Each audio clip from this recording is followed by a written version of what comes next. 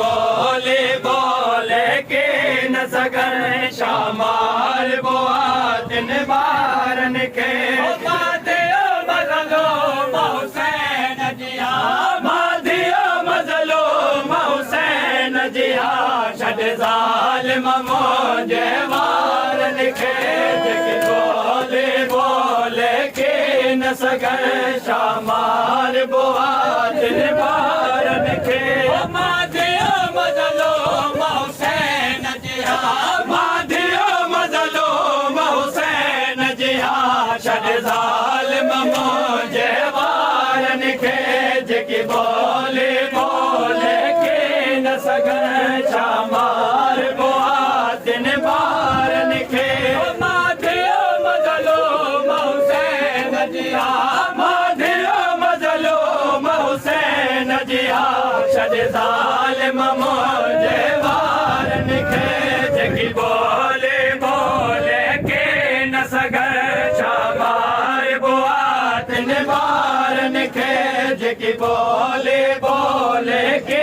न सगन शामार बुआतिन बारन के जेकी बोले बोले के न सगन शामार बुआतिन बारन के मजलो हुसैन जिया छद ज़ालिम मुझे वारन के जेकी बोले बोले के न सगन शामार बुआतिन बारन के जेकी बोले बोले के न सगन शामार बुआतिन बारन के बाबे जैसी ने समाधि हम माँ बाबे जी शहजादे हम बाबे जैसी ने समाधि हम माँ बाबे जी शहजादे हम मुझे बाबो को साड़ी दो मुझे बाबो को साड़ी दो मुझे ज़ख्म रुख सारन के जेकी बोले बोले के न सगन शामार बुआतिन बारन के जेकी बोले बोले के न सगन शामार बुआतिन बारन के हर के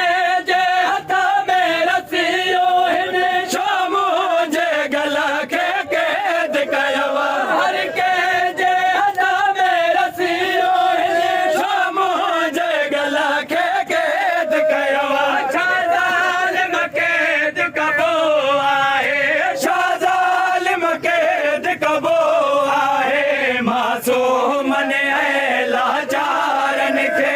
जेकी बोले बोले के न सगन शामार बुआतिन बारन के हर के जे हथा में रसियो हिन शामो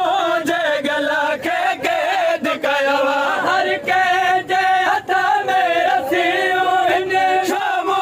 जे गला के कैद कयवा शाहज़ालिम कैद कबो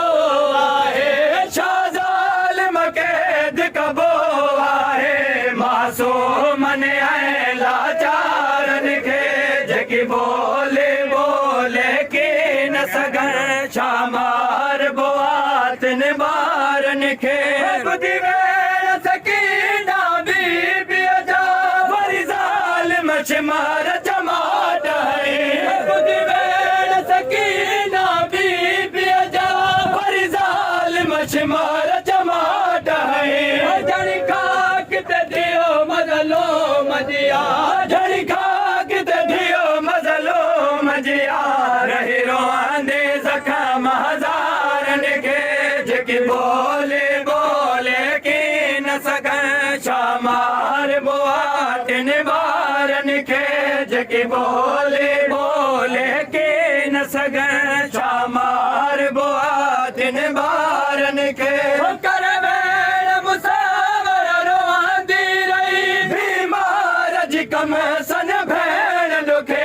कर वेल मुसावर रोंदी रही बीमार जी कम सन भेण दुखे न किसान विसारियो कबार ताए न किसान विसारियो कबार ताए ओ मता